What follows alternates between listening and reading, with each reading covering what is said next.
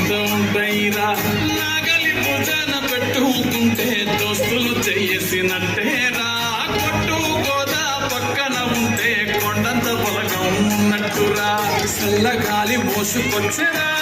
సేను శిలకల చెట్టు దారి పొడుగు చెట్ల కొమ్మలా నానుకున్న పూల సప్పట్లు గట్టి మోపులు కాల్వ కట్టులు చెమట సుక్కలు తడిసిన ఈ మట్టి గంధాల